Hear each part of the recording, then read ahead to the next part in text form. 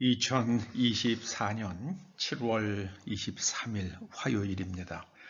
오늘 로마서 강해 58번째 꼭지는 로마서 13장 11절에서 14절까지의 말씀입니다. 먼저 말씀을 함께 읽어보십니다.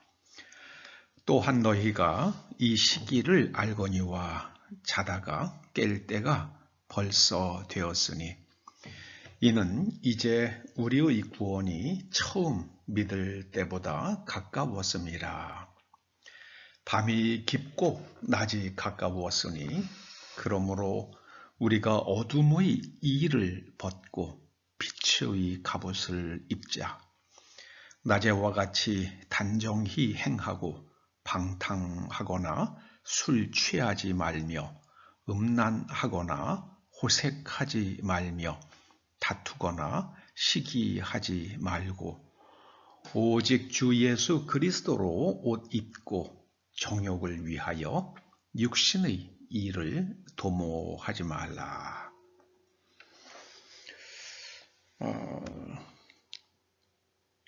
오늘 말씀은 아주 유명한 말씀이죠. 어거스틴이 그 만이교 신자로 살아가다가 각성하게 된 그런 말씀으로 유명한 말씀입니다. 오늘 말씀 중에서 저는 가장 눈길이 가는 구절이 11절 하반절입니다. 우리의 구원이 처음 믿을 때보다 가까웠음이라. 이 구원이 가까웠다. 이것을 어떻게 해석하느냐에 따라서 이 본문에 대한 이해도 달라질 수 있다고 생각됩니다. 한국의 그리스도인들의 마음속에 있는 구원에 대한 통념은 죽어서 지옥에 갈 죄인이 천국에 가게 되는 것, 그걸 구원이라고 그렇게 부르죠. 한국에서는 그렇게 부릅니다. 그래서 예수 천당 불신 지옥, 그렇게 머릿속에 아주 깊게 각인되어 있습니다. 그래서 이 구원이 점점 가까워졌다. 처음 믿을 때보다 구원이 가까워졌다. 이 말씀을 그런 관점에서 본다 그러면 우리는 이제 죽을 날이 점점 가까워졌다. 그래서 너는 이제 예를 들어서 5년 믿었다 그러면은 이제 5년 더 죽을 날이 가까워진 것 아닙니까? 그러니까 정신 바짝 차리고 잘 믿어. 그렇게 해도 은혜가 될 수 있겠습니다. 그런데 그 앞에 있는 구절을 한번 보십시다.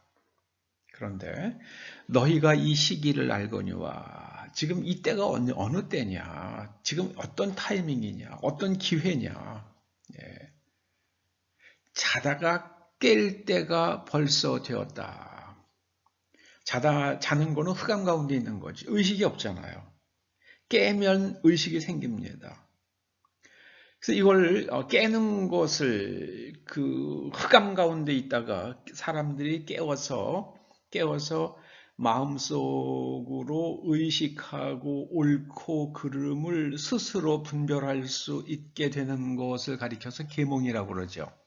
영어로는 enlightenment 그렇게 부르잖아요. 그래서 이건 각성, 깨어있는 거죠. 깨어있는 겁니다. 각성. 각성의 반대말은 술 취한 거죠. 혹은 잠자거나. 그래서 의식이 없는 겁니다.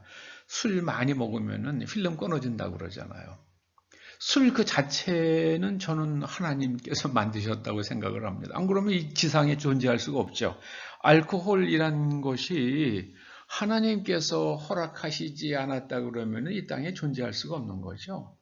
여러분, 포도송이에 하얗게 분이 피잖아요.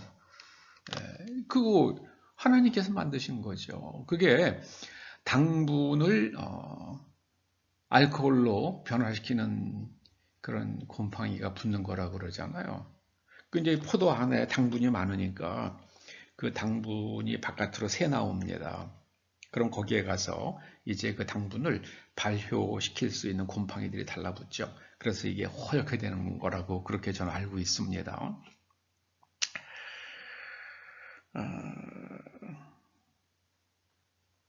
지금은 이제 각성, 이제 고만 비몽사몽간에 살지 말고 좀 각성하라 그 말씀이죠. 각성하라. 정신 좀 차려라 그 말씀입니다. 그러려고 그러면 어떻게 될까요? 여러분 깜깜한 실내에 그 내며 그 실내를 빛으로 밝게 비추는 유일한 방법은 거기 촛불을 켜는 거죠. 아니면 전등을 켜든지요. 불을 밝히는 겁니다. 빛이 들어가야 돼요. 빛이 들어가지 않으면 우리는 볼 수가 없습니다. 그러니까 이제 빛을 지금 의식이 없고 보이지 않아요. 그런 상태에 빛을 비추어라. 그 어둠의 이를 벗고 빛의 갑옷을 입어라. 밤에서 낮으로 그 마음에 빛이 들어가야 된다. 빛이 뭡니까? 진실이잖아요. 진리고요. 우리는 진리와 진실 두 가지의 단어를 씁니다만은 신약 성경은 진실과 진리를 전부 다 알레데이아라는 말을 쓰죠. 알레데이아. 저는 진리보다는 진실이라는 말이 훨씬 피부에 와 닿아요. 진리 그러면 정말 이치에 중점이 가잖아요. 이치. 그러니까 논리, 여기에 중점이 가는데 사변적이죠. 그런데 진실 그러면은 이거는 삶을 동반하잖아요. 그의 언어, 행동 이런 거와 연관이 있잖아요. 진실은요. 삶의 궤적 이런 것과 연관이 있잖아요. 그래서 이거는 각성하라는 말씀입니다. 각성하라. 어떻게 하면은 각성하고 그리고 방탕하지 말고 술 취하지 말고 음란하지 말고 호색하지 말고 다투지 말고 남을 시기하지 말라고 말씀하십니다. 이런 것들을 하려고 그러면은 방법은요. 관점이 바뀌어야 돼요. 여러분 음식을 많이 먹으면 식탐이죠. 식탐. 그건 서양 영성에서는 죄로 생각을 했죠. 그런데 건강과 연관해서도요, 식탐이 많으면은 반드시 건강을 잃게 되죠. 그래서 식욕을 아예 그냥 또 잃어버리는 그런 건 질병, 아노렉시아는 질병이잖아요. 그리고요, 음란과 호색, 여러분 남자가 여자에 대하여 매력을 느끼는 거는 이게 남자가 여자를 보고 매력을 못 느끼고 여자가 남자를 보고 매력을 못 느끼면은 이거 큰 병입니다. 그런데 매력을 느끼는 것을 말하는 게 아닙니다. 이거는요, 그냥 에브리바디예요. 에브리바디. 그런 식으로 그게 호색하는 거죠. 솔로몬이 그랬죠. 솔로몬이 호색했잖아요. 나라가 두 쪽에 났죠. 여러분 음란도 그렇잖아요. 음란도 성적 욕망이 없다. 이거는 의학적으로는 병으로 분류되죠. 질환입니다. 그런데 음란은 성적 욕망을 뜻하지 않습니다. 그렇게 뜻하지 않아요. 그래서 이게 건강하면은요, 건강한 사람은 이런 욕망이나 이런 것들이요, 균형을 잃지 않아요. 절제를 합니다. 그런데 이 음란과 호색, 술 취하는 것, 방탕한 것은 다 절제가 무너진 거예요. 절제하면은 다 축복입니다. 그런데 절제하지 못하면 모든 것은 다 우리를 망가뜨립니다. 우리의 정신을 망가뜨리고 우리의 육체를 망가뜨립니다. 나아가서는요, 욕망을 위해서 계속 그런 일들을 꾸며요. 정욕을 위하여 육신의 일을 도모하는 것. 이게 바로요, 그 어릴 때에 읽은 책 중에, 그 책이, 그때 뭐 중국의 4대 기서라 그래가지고, 좀, 한번 읽어보라. 그래가지고, 학생 때 읽은 책이 있습니다. 거기 보면은, 그렇게, 남편을 갖다가 바깥으로 유인해내고, 부인을 갖다가, 그렇게, 못된 짓을 하려고 하는 그게 나오잖아요. 그게 바로 정욕을 위하여 육신의 일을 도모하는 거죠. 계속 일을 꾸며내는 겁니다. 그걸 가리켜서 음욕을 품는다. 그렇게 이야기합니다. 여러분, 이 영혼 구원이란 각성과 절제입니다. 각성과 절제, 각성과 절제. 그런데 서양에서는요, 그 수도원에서 욕망을 뿌리 뽑으려고 그랬죠. 아니, 하나님께서 우리를, 인간을 지으실 때에 하나님께서 주신 욕망을 뿌리 뽑는다? 그 죽어야 없어지는 거죠. 그게 됩니까? 심지어 그냥 자기의 그 생식기관을 잘라낸 사람도 있었다고 그래요. 수도사들 중에. 예를 들어서 뭐 말 조심한다고 그래가지고 말 조심이 잘 안 된다고 혀를 잘라버리고요. 그런다고 그래가지고 없어지나요? 그렇지 않거든요. 그렇지 않습니다. 그럼 어떻게 해야 되는가? 관점을 바꿔야 돼요. 관점을 바꿔야 됩니다. 죄를 짓지 않으려고 막 발버둥 치는 것도 중요하죠. 그건 부정적 접근임, 소극적 접근이고요. 근데 적극적으로요, 선을 행하고 이웃을 사랑하려고 애를 쓰면 죄를 짓지 않게 됩니다. 관점을 바꿔야 돼요. 관점을. 그래서 그것을 가리켜서 14절에 예수 그리스도로 옷 입으라 이렇게 말씀하십니다. 예수 그리스도로 옷 입으라. 예수 그리스도로 옷 입는다는 게요, 마치 연기자가 예수님을 연기하려고 그러면은, 진정한 연기자라고 그러면은, 자기가 맡은 캐릭터를 구현하기 위해서, 그걸 갖다가 연기해내기 위해서, 그 캐릭터의 언어로 일상생활 속에서도 캐릭터의 언어, 캐릭터의 눈빛, 그걸 갖다 계속 유지한다고 그러잖아요. 어떤 사람은 그 영화나 드라마가 끝나고 나면은 그게 한 3개월 정도 가는 사람이 있다고 그러더라고요. 캐릭터에서 빠져나오는 데에 3개월 걸리는 사람도 있다고 그런 직접 얘기하는 걸 들어본 적이 있어요. 오래 걸린대요, 상당히.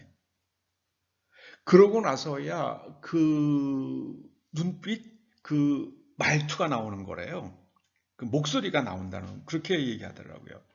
여러분, 우리가 예수 그리스도를 옷 입는다는 것은요, 정말 예수님이시라 그러면 어떤 눈빛을 가지셨을까, 어떤 말투로 말씀하실까, 그걸 생각하면서, 예수님을 생각하면서 그 예수님처럼 나의 생각과 시선과 표정과 그리고 행동, 모든 것을 그렇게 가져가는 것, 그게 바로 예수 그리스도로 옷 입는 거죠. 그래서 저는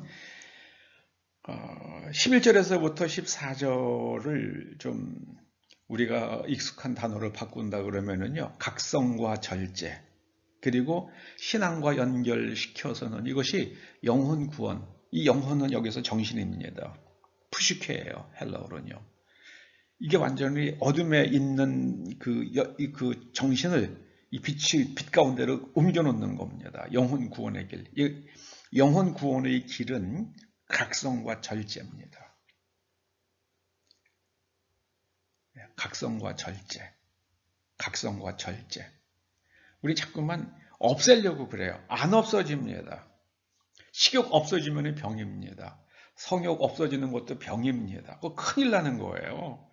장가 결혼도 못하잖아. 애가 안 생길 거 아니에요. 정말 큰 병입니다. 하나님께서는 우리에게 각성과 절제를 훈련하라고 그러십니다. 각성과 절제를 훈련하는 가장 좋은 예들은요, 시합을 앞둔 운동선수들이 아닐까 싶어요. 절제는요. 아무튼 이것이 바로 우리의 정신을 빛 가운데로 가져가는 길입니다. 각성과 절제. 아이작 뉴턴이 그랬다고 그러잖아요. 사과는 떨어지는데 저 하늘에 있는 달은 왜 안 떨어지는가? 달이 굉장히 클 거 아니에요. 이 작은 거는 땅으로 떨어지는데 왜 하늘에 매달린 저 달은 안 떨어지는가? 그걸 생각하다가 만유 인력의 법칙을 이제 깨달았다는 것 아닙니까? 그걸 계산해내고요. 여러분, 영혼 구원의 길 각성과 절제입니다. 각성과 절제.